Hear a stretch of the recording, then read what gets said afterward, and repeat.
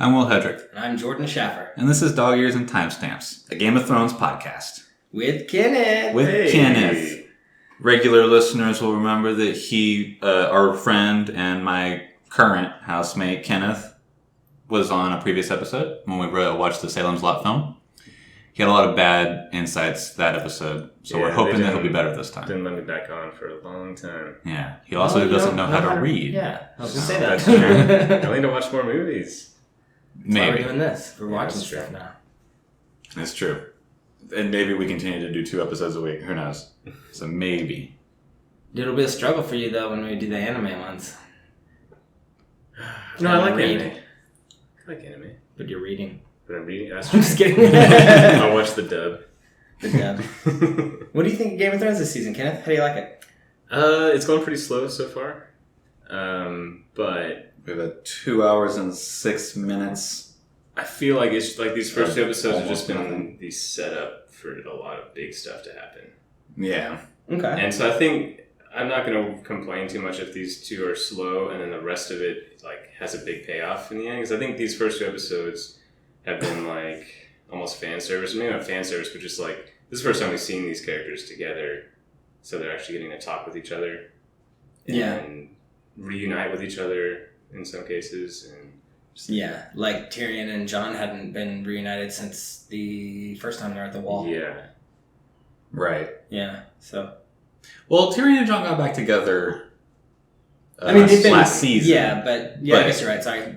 But it is a bunch of stuff like that. Yeah. You know, like long separated people coming back together for different reasons. Even everybody people else meeting Jon again. Long separated that we didn't ever even think about being long separated, like Jorah and the little girl from Bear Island. Oh, yeah. Like, obviously they know each other, but... Well, he knows of her, probably. They probably know of each other. They've never met. That's true. She's really young. It would be interesting to know exactly what that difference is, because it's not like Jorah was exiled, like, 30 years ago. It would be interesting to know, like, I'm sure he knows her family at the very least, because she's right behind him in line, if they're not related, you know? Right. Well, they're cousins. Yeah. There you go. See, they are related. She says that I wish you good fortune, cousin. Oh. Anyways, we're talking about season 8, episode 2. Fan service is the actual official title of this episode. Yeah, and so episode 69 of Game of Thrones. Nice. I honestly, dude, like watching yesterday's episode, I felt like, okay, a lot happened in episode 1, but now trying to think back to episode 1, I can't remember too much what happened, but it feels like a lot happened set up for episode 1, but it was probably just more of the self-serving fan stuff that was all stuff I wanted to see, so it's probably just satisfactory in that regard. But I thought that episode 1 was as fan servicey as Game of Thrones cared to get, and then we had this episode, which is this episode is literally the hour and a half, 2 hours that you spend prior to the last mission of a video game, where you just run around the castle or the spaceship, if it's, like the suicide mission in Mass Effect 2, and you just talk to everybody, and some NPCs are in a room together, and you can walk in on them talking, and then y'all talk about something, and that's all that this episode was just everybody having those interactions, like, one last time, whatever, because who's going to die tomorrow, or whatever it's going to be. Nothing plot-wise. The only plot thing that happens is that Jon and Dany have the talk, like, way quicker than I expected them to. I thought it was going to be a last episode or next to last episode thing. Yeah, dude, and she was pissed. Yeah. She was pissed a couple times in that episode. Like when Sansa was like, what are you going to do with the North? What if we want to keep the North? And then she was about to say something, and then she got pulled away. Same thing that happened when Jon told her. Yeah, and they get pulled away, right? Yeah, I mean, that's what happened the original time, though, when they came in. Like, they wanted to keep the North, and they let them, I mean, they bent the knee, so they still, like, listened to the Targaryen law, but they kept their kingship in the North. Like, they didn't keep their kingship, they just became warden in the North. Thank you, that was the what they're currently doing right now as well. But what Sansa's alluding to is that they don't want that anymore. Yeah. Like, whenever they took their kingdom back in, the War of Five Kings or whatever it was, they decided never again. And so that's what Sansa's thinking about. Gotcha. And that's certainly what the rest of the Northmen and women are thinking about. That's not what Dany's thinking about. No. Yeah. Dude, she's gonna die so soon, I think. Dany? Yeah. It would, yeah. I wonder how long this fight is going to take. Is it going to take like 3 episodes? I mean, I don't think so. Because we were talking about it a little bit last night after we watched it, Kenneth, that it would be super weird for them to kill the Night King next episode. Yeah. Halfway through this season, kill the Night King. I think that's probably how they do it. Because, again, like I was saying last night, the show cares about the throne. The show doesn't care about the White Walkers. The show never has cared about the White Walkers. I think the books care about the White Walkers, but the books aren't fucking finished. They're probably never going to be finished. Yeah. But now that they don't have a script, I think Benioff and Weiss don't care about the White Walkers. I think that it's about the Game of Thrones, what the show is titled. Yeah. And so it would make sense to me thinking that they're going to kill the Night King next episode or midway through the 4th episode. You know, it doesn't have to be at the end of this next hour block. And then the last half of this season is all about the Game of Thrones. Okay. Yeah, I could see like a big like ice battle happening next episode, and then kind of episode 4 being cleanup, and then episode 5 being like dealing with the actual throne, and then episode 6 being cleanup again. You know. I don't think that there's a cleanup after the throne fight. I think it'll be like I think it'll bleed into the last episode. Like I think it'll be like the fight is the end of episode 5 and the beginning of episode 6 or something like that. And then the whole of episode 6 is just like the fight and cleanup. Yeah, I mean the fight and the setup at the end. I mean otherwise that just seems like such a waste. I think that it should end with the fight and like maybe 10 minutes of like, and this is the current alliance of whoever's still alive, because like no one cares about the cleanup after that, because presumably the last big fight for the Game of Thrones, I would think, is like all the deaths are going to be what main characters are left from the White fight, and so like who cares about their interactions with the common people, or just an example, let's say that Tyrion and Jon are the only 2 left. Like no one cares about their interaction. They're the ones that survived, they're obviously on a team, so whatever. If the people who survived were at odds with each other, then that could be interesting, but then it would just be another fight of them killing each other. So I just don't see how they spend a whole episode on cleanup. There's just like, there's so many different scenes of them in like King's Landing trying to like, I feel like pick up the pieces and like make it not a mess. I feel like it'd have to be a little bit more. Because I don't think it's going to be a clear-cut ending, you know? It's not just going to be, okay, they win, pan out on the throne, whoever's sitting there, slowly pan out, and then Game of Thrones is over.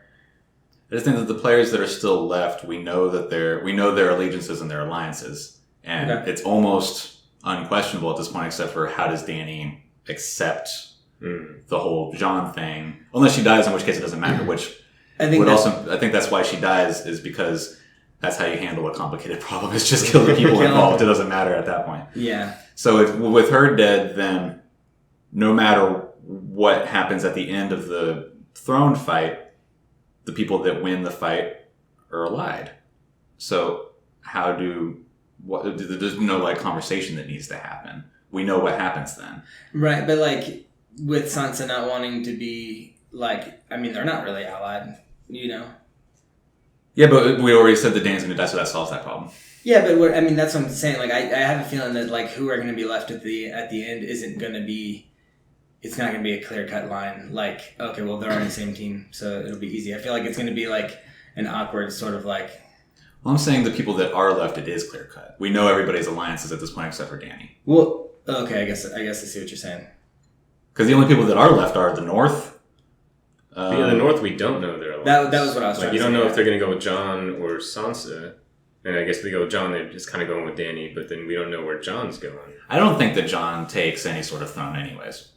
He never wanted any of it. He only took it just because he was the only viable option at the time. And he had the mission of convincing everybody to get together to fight the dead. I think once it's all done, he'll just, if he survives, just be like, no, Sansa, you fucking do it. Like, you're way better at it, and you're, I think that people might like you more, or something, whatever that conversation ends up being. I don't see a rift in the Starks at this point. I don't think so either, but I think Dany's not going to die right away. I think she's going to become kind of the villain and then Jon and Sansa are probably going to team up against Dany. Yeah, I think that's probably more likely. Yeah. And then you're probably right. He'll probably like give more power to Sansa in the end. But I think at the moment, like in this moment, like he's going to be a big leader. I think. Yeah, I think that the kingdoms stay fractured. Unless Dany kills everybody, I don't think that the Seven Kingdoms become the Seven Kingdoms like the show started. I think that the North has the North, the South is the South, whoever it is that takes place of that. Maybe if Tyrion survives, he takes control of that. Mm-hmm. And then that's really kind of like it. There's nobody left really to take the Riverlands. Maybe the Starks will reward the Greyjoys and let them have a little bit more land or something down there. Because all the Tullys are dead. All the Aarons are dead. There's one Baratheon left. I mean, they could always appoint new people, you know? They'll appoint new families. And presumably, but that's not the stuff that they're going to show us, because who cares? Yeah, probably not. It's not as important. That's presumed things that, of course that's going to happen, because, they have to have bannermen and stuff like that, but that's not anything that they're going to show in the show. The only way that they would show that in the show would be, like, we get, like, a really sappy, awful, like, cut ahead 10 years, and then they're just like, well, the Windmeres didn't show up to the meeting this month, so we're going to have to send them a strongly worded letter. Like just in passing, we get there's new noble houses, Yeah.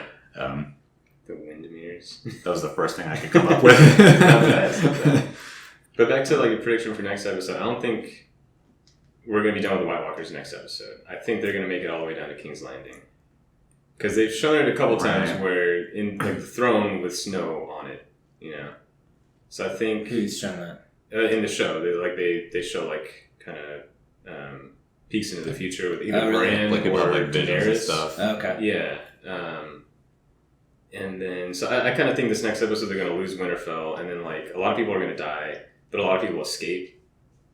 And I don't know where they go to, but maybe they go fight with Cersei, or maybe they like hide away, and then the White Walkers get to Cersei, and then they come in after. I don't know, but I don't think the White Walkers are going to be done. But now we've got this thing where the Night King is only, or at least it's starting, with like the first goal of his crusade is to kill Bran. So I don't think that they can hide.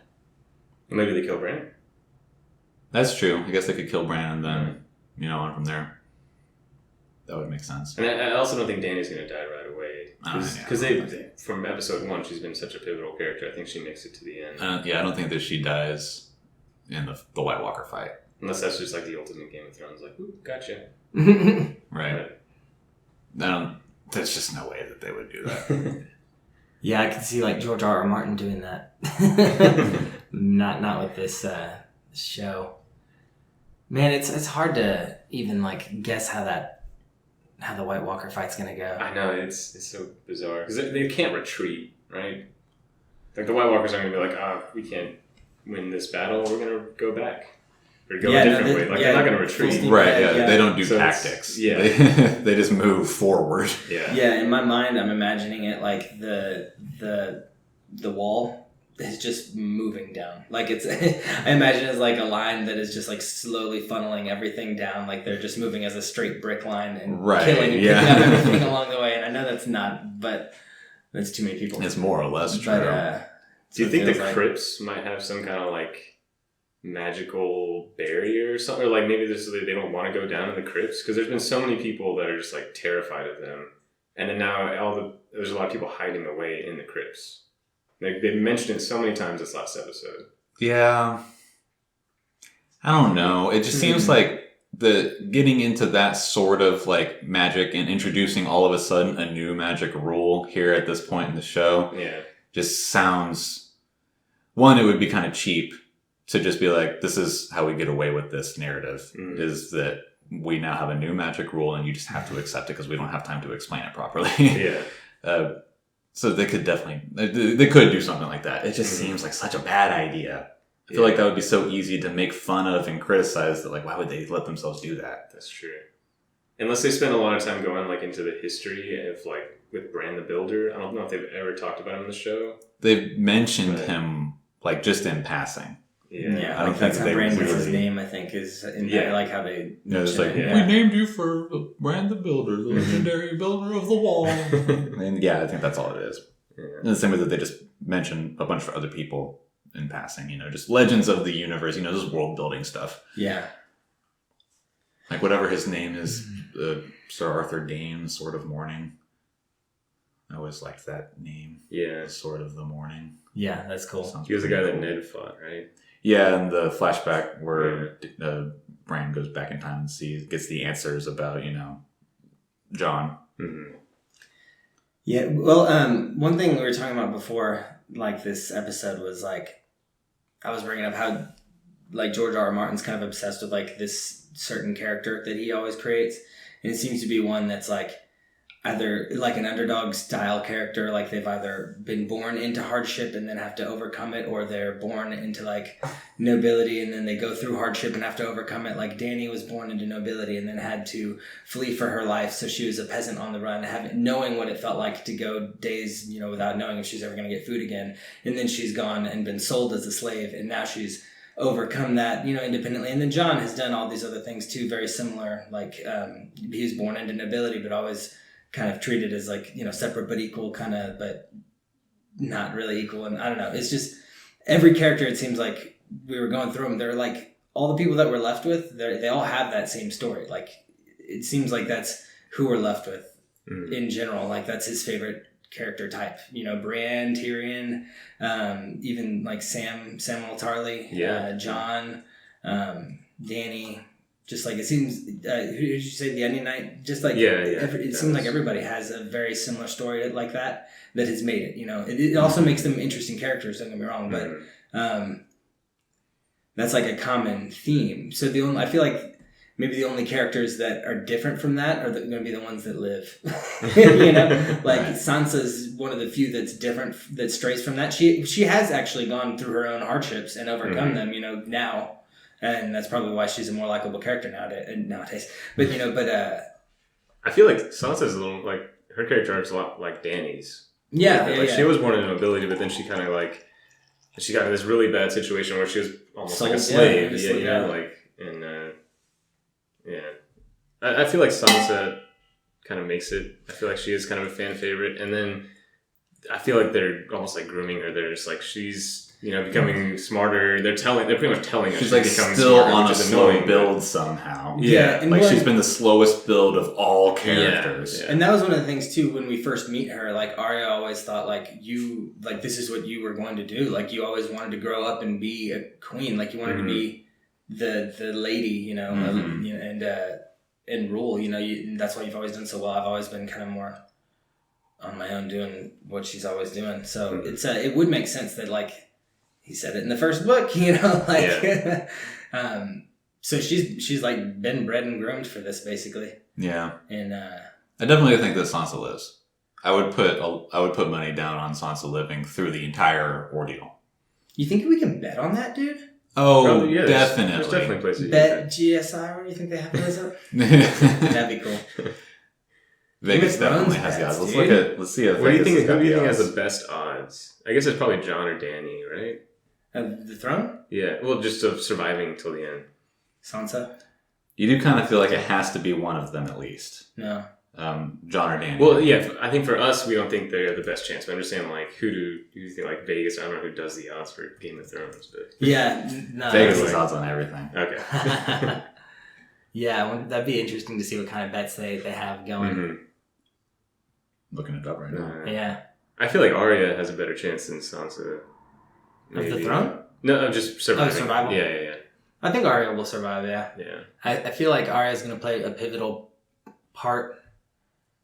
I mean, I know I said it last week. I think she's going to be the one that assassinates Cersei because I think she's going to end up winning the battle tactically because, like, she's wiped out most of her enemy with the enemy. Of course, it's making the whites stronger because they're getting more soldiers. Yeah. But arguably, if you could take one down for every one that they turned, then they'd have just the same number. But still, they're not beating them. But then that would mean that she would have to beat them. So, what if she could wear a face of a White Walker? Ooh. Well, I guess they shatter when they die, huh? Maybe that doesn't work. Well, she wouldn't die as a White Walker. Huh? No. I'm saying she couldn't get the face because they shattered. And the good thing about that is that there's no rules when it comes to those faces. There's literally no rules about whatever that magic is. Yeah, she's literally carrying faces with her. I thought that was weird because I don't think that's what happens. Because what's his face? The other guy that we meet that's a face changer or whatever. He just was like, Jake and Hagar. He just kind of like. She looked away or something, and then the next thing she knew it was a different guy. Yeah, those are questions that never get answered. Like, do you check out books from the library, or do you just have remote access to the entire library? It seemed like he had remote access. In this universe, or in the show universe, when they decided that they don't give a shit, they just said, "Yeah, you have remote access to everything." Maybe that's why she's carrying him around because did she burn it? For some reason in my mind, it's gone. No, she didn't. No, she didn't burn it. Right? Did she? No, God, I don't remember. If it's not burned to the ground, it's metaphorically burned to the ground because all their secrets are out. Well, I think with Jack and Hagar or Hagar. I think it's Hagar, but whatever. He probably just has a lot of faces on. Remember whenever that one took its life for Arya's sake or whatever, and she freaked out, and then because she thought it was Jack and Hagar, and then she started pulling faces off. Oh, remember? That was weird. Yeah, that was cool. Yeah, so I feel like they can just wear a bunch, and then if they just change really quick to someone else, that would be somebody that's truly no one though. Yeah, that they would just constantly change into whoever, and which Arya couldn't do that. Yeah. Okay, here's the odds to be ruling Westeros at the end of Game of Thrones season 8, and these are a little out of date. This is because Baelish is still on here, so I guess this is probably halfway through season 7 or some shit. I don't know. Jon Snow is in the lead. He's at 225-1. Bran Stark, Sansa Stark, Daenerys, Gendry, and then Peter. Gendry. The Night King, Tyrion, Arya, Samwell, Tarly, Cersei, Jon and Daenerys' child. How is Samwell above Cersei? I think everyone knows Cersei's gonna die. If all other... Yeah, Cersei dying is just it's probably the most given. Now I don't want her to die. Jaime, Varys, Davos, Bronn, Euron, Brienne, Jaqen, Hagar, Jorah Mormont, Melisandre, Dario Naharis, Beric Dondarrion, the Hound, Gilly, Theon Greyjoy, Yara Greyjoy, Tormund, Giantsbane, and the Mountain. Whoa. They should have had Sam and Gilly's baby on that list. We should say that Gilly, Theon, Yara, Tormund, and the Mountain are all tied at 1,500-1 odds. So it's pretty low odds. They're just named characters that still are alive. So let's put $1 down for all those guys, right. Just in case. No, I think... Well, we don't have a name for them, but they're forgetting the unborn baby that Dany for sure is pregnant with. Oh no, that was on there. That's that's in the top half. Jon and Daenerys' child is at 2,500. Oh, there we go. Okay, I take it back. Just below Cersei, tied with Cersei at 2,500. Similar odds to Cersei. Above Jaime, who is at 4,000. Jaime's gotta die, huh? I would accept Jaime on the throne.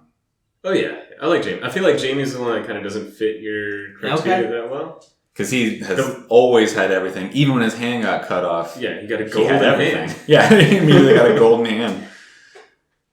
But he's still doing it. Yeah, I mean, he has done a lot of character change, and he's had a lot of growth because he went from a character that revolted everyone because he's like a sister fucking kid murderer, and then to a guy that we're all like, oh, he lost his hand and now he can't fight anymore, and he's handsome, so it's and he's in love. Right. So, he's also just so handsome. Yeah, it's more that. What are the odds on who gets with Brienne of Tarth? Tormund Giantsbane or Jaime? Or Jaime? Well, Brienne dies because she finally got her knighthood. Oh, yeah. She dies immediately in the battle. She's the first death. I feel like an arrow just comes from the horde and hits her. So not even ceremonious. What if Jaqen is wearing Arya's face right now? Oh my god. So Arya's dead. She's been dead for a long time now. So died the second she entered the House of Black and White. Oh, sweet. I like this face. Wait, what'd you say? I'm sorry. Jaqen and Hagar just fucked Gendry. Yeah. Hell yeah. Nice. As Arya, dude. Don't be afraid. How does he get the boobs? Skin change. Arya just have faces Arya was grew into a 6 foot tall dude or something. How does Jaqen and Hagar get the boobs? Well, I mean, that's what I'm saying. Arya grew. Do they change bodies whenever? They seem to. They do seem to. I think in the book they're way more vague about it. They make it seem like you just get the face. You don't take on full physical attributes of the person. Yeah. In the show, you get full physical attributes of the person. Yeah, dude. So where's Melisandre right now? Fucking off somewhere. Yeah. She's gonna come back because at the end of season 7, she's like, I have to die in this strange land. Because I think Varys was telling her, like, you should go to Essos and get out of here. And she's like, no, I gotta die here, just like you. It's like, oof. I forgot that she said that shit. I did too. Man. Yeah, she shows up at some point. She has like some, because now Thoros is gone as well. So we've got no representative of the Lord of Light. Yeah. It was evidently a real thing. That could be episode 3. Although I guess Arya is technically a representative of the Lord of Light. How? The Lord of Light's the same as the God He's of the same of... I don't think so. Yeah. I don't think so. Jaqen said so. I don't think Jaqen knows what he's talking about. I mean, I don't think that's I think right, he was saying like every god, all the religions are pretty much just the god of death. Wasn't he saying that? Or did he say I specifically? thought he was saying the god Lord? of death was something different. Like, I thought that the god of death was like the, kind of like how in The Gentleman Bastards, like there was that like god that they don't talk, like the 13th god or whatever. In this, it'd be like the 8th or... Like, well, because it's the god of many faces. Who is... I think in the books, if I remember correctly, Jaqen does sort of, at some point, wax poetic about how the god of many faces is all gods and all gods are him. okay. And so therefore, you know, the 7, the old gods, And the R'hllor, Light, yeah. and any other shit from the East or whatever are all the same thing, and the House of Black and White are the only people that have it right, you know? I think that he gets on some diatribe of that, like in the book at some point, if I remember correctly. And maybe he does it in the show as well, I can't remember. But, so, yeah, I don't know. So, like, yeah, in theory, Arya is also a priestess of R'hllor, by virtue of R'hllor being the many-faced god. Okay. I think it's a stretch, but... Alright. I mean, if we need a rep, we could go with her, I guess, yeah. Alright. But Melisandre is alive. Yeah. And a direct representative of the Red Priesthood. Mm-hmm. Yeah. So she's got to do something. Because the Red Priesthood's powers are real. We've seen 2 people come back more than once now. Yeah. In the Red Priest's name. So for like different plot lines that could become important again, like the Iron Bank is going to want their money. So like whether Cersei wins or not, there's still a debt that the crown owes. Oh, that's not going to matter for the show. I don't think that means anything for the show. Yeah, maybe. It seems to me like if they're in charge of the money, they have all the power, you know, so they could just buy armies and then go get their money. But well, that's what the Golden Company is, right? That's how they're backing Cersei. But they're backing her with money, yeah. And she bought the Golden Company. Yeah. We're not Okay, buying so them, but she's paying them to fight for her. Mm-hmm. Yeah. Right. And and then there's the whole arc that was important when Jesus Christ, what's Joffrey's little brother's name? Tommen. Yeah, when Tommen was king, there was the whole thing where like the priest seemed relevant for a while, like the whole like they were trying to convert him. Now they don't seem relevant at all. That was just that was just a plot device to get everybody into this situation down in King's Landing where Cersei had an immediate opponent that she had to destroy, and then to turn her into the villain in Jaime's eyes. I got you. Okay, so they probably won't matter. And then the other one was the Iron Bank was the only one I could think of that was like an old enemy that would come back to haunt them. Yeah, they already have all the Dothraki. That was just all time wasting. Yeah, I mean they needed an excuse to get people over there to the east for an entire episode to go talk with these people. The Iron Bank doesn't matter so far as the show is concerned anymore. Like, yeah, probably not. Although that would be a really cool plot point for then the Iron Bank to come in and be like, no, we rule the 7 kingdoms. That would be so cool, man. But that's not going to do that. Like the dragons are dead, everybody's super weak. They're like, let's just pick up the pieces. I'll rule the ashes, as they say. Our Littlefinger's still alive. In their hearts. No, there was something at the end. I think it was season 7. At the last episode of season 7, right before Littlefinger dies, he like gives a coin to a lady, and the lady had told him like your time's up, and he like gives her a coin, and she walks off. It's like right before he dies. And I feel like there's a lot of theories going around, like maybe she was like a faceless man or something like that, and maybe he like paid the iron price so that she would pretend to be Littlefinger and die there? That's complicated. It is a little too complicated. But why would they show that scene? Like, it's such a random scene. He paid the iron price to die for... Wait. He paid the iron price so that she would die for him in his place. And he could leave. Oh. You know? Which I doubt they're going to do that, but... So that would mean he's alive still? Mm-hmm. I don't think... Because paying the iron price means you're... Or I mean, not paying the iron price. That's the Greyjoy saying. What is the coin for? I don't know. The coin was for so that she could get into the Faceless Men's house. Yeah. Something like that. Yeah. And then the iron price is what you pay when you fight with your sword and you kill somebody. You're killing them with iron, and they've paid the price. I was getting that one mixed up. And so you pay the iron price when you wear their jewelry or whatever. So like, I paid for this with the iron. Yeah. Blood and steel. Just saying, well, there's slogans. I think a lot of people were just looking for a reason for Littlefinger to still be alive because he was such a cool character and then he just died in such a stupid way. Yeah, I wasn't crazy about him dying. I thought he was going to do better than he did, but Will was pretty convinced that he wasn't relevant. Not that he wasn't relevant, but that he could have. I could not believe that he made it as far as he did. That's true. Yeah, just because his whole thing was to pit everybody against each other constantly. He had no resources of his own, so at some point everybody's going to see that. Because the alternative is that you get down to the last, 2 people.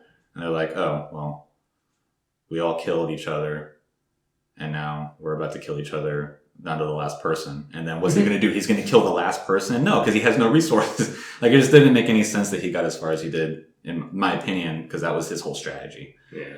And that can only last so long from a practical standpoint. Yeah. So the little fingers with the big finger. That's what we call them. What? God. I did not get that. Yeah, but Kenneth did though. Yeah, I got it. He did get it. I can't even. Man, I'm trying to like speculate so randomly. Yeah, do you have new predictions that were updated from last week? No, not really. I mean, just more solidified is that like I thought Arya was gonna wear the face, and then I thought that like. Dany and Jon's kid would be like heir to the throne. Sansa would be like Queen Regent, kind of teaching him along with Tyrion. And then I just sort of had everybody else kind of like running stuff. Like Jon and Dany were gone. I don't think there are gonna be any dragons. All of them are gonna die for sure. 100%. Yeah, I mean they might do something like. Fun and corny with like the dragons laying an egg or something, but yeah. Looking back, those eggs were kind of tiny for a big dragon. Like it'd be weird to see that little egg come out of those giant dragons. Right. Yeah. They could be all over the place. You think they made different sized eggs for like how big they were? It might be. And the last dragons were like really tiny, right? Yeah. But you think they'd be laying eggs like crazy then by now? Like if they're laying eggs when they're that little. Just a bunch of little chicken egg sized dragon eggs. Well, I think Tyrion's gonna die pretty soon. Maybe next episode. Damn. I feel like they're setting it up. He's got to have at least one last really big plan that goes off. Yeah, it just goes to shit. Yeah. No, I mean that goes well. Oh, that goes well? Yeah. Yeah, because he hasn't done anything good yet. He's got to end on a high note. Oh, you think he's going to end on a high note? Okay. He's going to at least like one last like conniving thing that gets whatever needs to be done. And maybe that's what results in his death. Or something, to that effect. But he's got to have one last thing that he gets. Or maybe it'll be like the grand plan, and then he dies, and then it'll just be like, do we stick to Tyrion's plan, or do we go with Dany? Okay. Do we trust Tyrion, or do we go with Dany? Yeah. It becomes a whole nother thing. Like, because now that there's no more sort of plotting that can happen, there's no reason for him to be around as a character. He can't fight. So he's not going to have like some glorious last fight thing or anything like that. So the only thing that his character is good for is to have like one last sort of thing, like, oh, this gets us out of this situation. Yeah, and if that's the case, it'd have to happen after this fight, because he's not really contributing much to this fight at Winterfell. Right, yeah. And I don't think that they don't have like, there's no like dragon fire like secret weapon that he can figure out right before the fight happens, like at Blackwater, you know? Yeah. Yeah, I mean, maybe he comes up with a cool bomb, like a dragon glass bomb that they can throw in the middle of like the hordes of them. Like, cause it seems like it makes sense if you'd had just like a wad of dragon glass and just hooked it in the center of them and just right. Like it just shard out and kill him. But I mean, they are wearing armor, so you'd have to get through that. But I mean, they had weapons like that all. They make it seem like history. the dragon glass and the Valyrian steel just like goes through them like paper. Yeah, Tyrion's gonna come up with something. I think, yeah, just something clever to help win. But like maybe Tyrion will help design Arya's weapon, and then Arya's weapon. Arya's weapon already got built. She got it. Yeah. Oh yeah, and then they banged. Yeah. Yeah, I dozed off like right when she met back up with him. And then they were talking about the weapon, like that's when I dozed off, and then I woke up and they were like, she was like naked, and I was like, whoa, yeah. I was not expecting that. Those are the only two things I even remember happening from the episode, like her hooking up with Gendry, and then Bran becoming a Sir. Oh, and then Jon and Dany, the talk. Yeah, right. That was the only plot thing that happened. It was all talking. Bran and Jaime talked. Everyone talked. Everyone talked. Yeah. Everybody just stood in a giant circle and talked. Yeah. Just right there in the courtyard. Every character that we know. Mm. That's all that happened. Yeah. I thought we were going to get like one more glimpse of the White Walkers killing people, but it's just them showing up at the end, right? Yeah. At Winterfell, though, right? Yeah. Mm-hmm. Yeah. Yeah, Winterfell is like not really well built for war from that side either. Like, I think they're kind of built. Well, no, that's all the towers at the wall. They're built with like only protection from the north and nothing from the south. So if you raided northward, you could destroy them. But so I'm sure that's not the case with Winterfell. But I mean, I don't. They ever say that remember Winterfell had never been taken by anybody until Theon came and did it. So I guess it's got to be a pretty good stronghold. Yeah. We're led to believe so. It seems like the Eyrie. Yeah, the area seems to be like impossible to take. Yeah, that would be the best one probably. Mm-hmm. God, that would be even good for the dragons, dude. Why didn't we just go there? Right? I guess Winterfell would feel, bonded with. Yeah. Yeah. Yeah, what would you do if you were Jon? If I was Jon? Yeah. I wouldn't have fucking told Dany anything. You wouldn't have told her? Fuck no. You would have just let her be boss? For the time being. Because we've got to fight these dead fuckers. You know? I see what you mean. Yeah. It wasn't even worth bringing up at this point. Yeah. Because they have it's another so war weird. to fight. That's why I never thought that he would have told her in the second episode, literally like 3 hours before the fight. Like, this doesn't make any fucking sense at all. Yeah. Such an idiot thing to do. And Jon's kind of an idiot, but it's just such an idiot thing to do. Nah. Yeah. What would you do if you were Cersei? If I was Cersei? Yeah. I guess I probably wouldn't attack him like right now, while the White Walkers are attacking. I mean, just go in afterwards, right? Yeah. What are you talking about? I think that's their plan. Yeah, I mean, that's the most sensible thing to do. Of course, I also think the most sensible thing to do is not tell Dany anything, so. What do I know? I mean, you could tell Jon was like avoiding her. Like, he could, and I guess that's his like honorable stuff. He's like, I'm not going to like continue this relationship because I know I'm the secret, Right, yeah. So I'm just going to avoid her, and then I got to talk to her now, so I just got to tell her. Right. Classic Ned Stark, Jon Snow thing to do. Mm-hmm. But what would you do if you were Jaime? If I was Jaime? Man, he's like not in charge of anything anymore, I feel like. I feel like he has the most freedom of all the characters currently. Yeah. I don't think Jaime can go anywhere. Like, he can't go back. He can't go back home to his sister. You got to stay there. I mean, being Jaime, I'm a tactician, so I would probably work with. I'd probably do exactly what he's doing. Stay at Winterfell. Yeah. Work with Tyrion to do the wall. I think he's doing pretty good. Yeah, he does kind of like have his allegiance now. He knows what it is that he needs to do. He knows his mission. His mission is to survive, and the only way that you can survive at this point is to team up with the people who want to survive. Yeah, so Jon's the only one falling out of line. Yeah. Shh, don't tell her. Because, yeah, Cersei's doing good. Jaime's doing good. Tyrion's doing the best he can. Mm-hmm. What do y'all think Dany should do now that she knows? Well, see, this is what I think is going to happen. I think her council is going to die during this fight. So, like, Jorah Mormont, mainly. And then, if you notice, he's been, like, making her stay, like, making her make the right decisions, you know? He's been like, you shouldn't be mad at Tyrion, you should go talk to Sansa. Like, he's been trying to, like, keep her in check. And so, like, if he's gone, and then she's still got this brand new news that's pretty much telling her, like, I'm not the heir to the throne, she's going to just go kind of nuts, I think.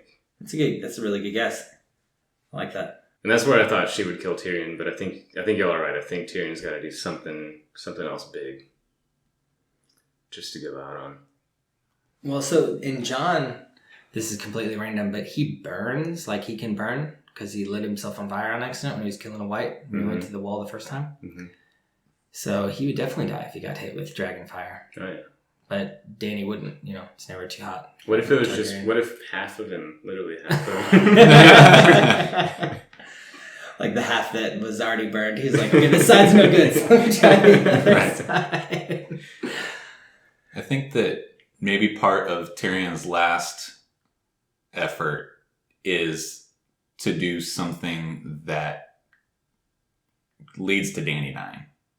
I could see because that. I think now he probably knows that Jon is the new Aegon because he spent all that time talking to Bran. Oh yeah. Forgot so about I think Tyrion now knows considerably more and could potentially know that. Maybe Bran decides to withhold that information, but Tyrion at least has an opportunity to know that secret now. And so if he sees like, Jorah die and then Dany stops being able to listen to any counsel because Jorah was the only one that could ever really, kind of like get to her, then Tyrion's like, well, shit, now she's just going to become another tyrant. This is now a lost cause, even though, for a season and a half, we were given this bill that now Tyrion's in love with her and stuff like that. To, some varying stupid degree. Yeah. But I think that could be a possibility. I can definitely see that, yeah. I totally forgot that Bran and Tyrion talked, and then they just, like, cut away. It was like a secret conversation. Right, yeah. Yeah. This is exciting. All right, who would you do if you were Brienne of Tarth? Tormund or Jaime? Jaime, easy. Tormund. Right? You're just saying that because you have red hair. Yeah. Allegiance. Yeah, it fits for them because they've been like flirting, her and Jaime, even through the books. It's funny with Tormund, and I like that they wrote that in, like that's silly, but I don't think that'll go anywhere. I feel like Tormund's gonna die pretty soon. I feel like they've given him like a lot of screen time. He's survived longer than he should have. He keeps coming back because he's now the wildling representative. If he's there, that means that the wildlings are there and we don't have to look at them. Because we like Tormund. Yeah. But he represents the fact that the wildling army is still around. Yeah, he's like the only wildling we see. Yeah. And I guess we probably do literally see wildlings in the background at times, but like you take it as just like, poor people in the background. It's so hard to tell. They're all wearing just fur. Yeah. Yeah. They seem to wear a lot more fur than everybody else because it seems to be like literally their only source of clothing. They don't have like fabrics. But yeah, it's just like they blend in so easily. Yeah. I feel like one of the giant White Walker, or giant others, or what are they called? The whites. Giant whites is what kills Tormund Giantsbane. That would be a little poetic. Yeah. It wouldn't surprise me. He'll probably kill it while, like, he's dying. That'd be good. Yeah. He, like, goes to step on him and, like, can't even... Man, that fight's gonna be wild. The first one. The next couple episodes are gonna be awesome, I think. Like, they're all really long. Are they extra long? Yeah, I don't know if... Yeah, I'm not gonna say how long. They're long. Okay. We looked it up last week. Oh, y'all looked it up? Mm-hmm. Okay. Because we were talking about it, was like, that could be potentially, like, spoilerish to know how long an episode is, but... Yeah, certainly.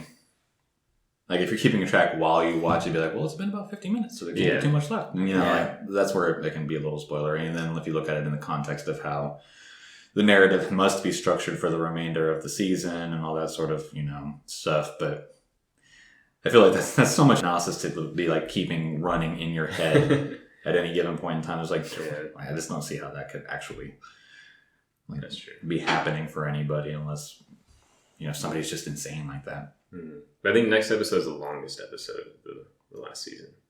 It is. The next episode is 82 minutes. Sounds like a fight episode. So everything from here on out is around the 80-minute mark. We've got 82 minutes, 78 minutes, 80 minutes, 80 minutes. So this is the longest episode coming. Well, I guess that's about it for the week. The episode title was actually A Night of the Seven Realms. It wasn't fan service. They gave it a title finally? Yeah, finally. Night of the Seven Realms? A Night of the Seven Kingdoms. I'm sorry. Night of the Seven Kingdoms. Like Brienne. Because she gets her night. Okay, I gotcha. So, that was the actual title. Not episode 69. Not fan service. Freaking teared up. Although those other two titles are way better and more appropriate. Yeah, I liked it. I thought it was a good episode. Dude, I'm just happy. I cried when Brienne got her thing. Yeah. Yeah, dude, I cry at everything. It got me. I mean, she was crying. It was a big moment. Yeah. But that's the beauty of the TV shows. That it doesn't have to like stick in like a movie where it's just 3 hour limit. Yeah.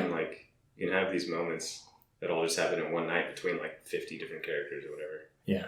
I give it 9 out of 10. 9 out of 10. 8 out of 10. 8 out of 10. Yeah, 8 out of 10. I'll stick with that one. Would watch again. Yeah. You're a very giving critic. I'm in a good mood. It's springtime. What do you give it if we're giving ratings? Oh, we're rating it now? I mean, I enjoyed it. It was fun. Yeah, like a 7, 7.5. Nice. Okay. Yeah. Passable. I'm just kidding. All right, what would you give it, Will? They're lucky to get a 4. Ooh. It was a waste of time. Yeah, I mean, but we knew that was coming. There's a lot of just shuffling around I feel like we had to do before we're getting to the big fight. We're waiting for the pinnacle episodes, Yeah. We're waiting for 4 and 5, and then, or 6, I guess, too. And see, it's probably even more frustrating right now is because we have to wait a whole another week for the next episode. I think if we go back and rewatch it, maybe we'll be like, okay.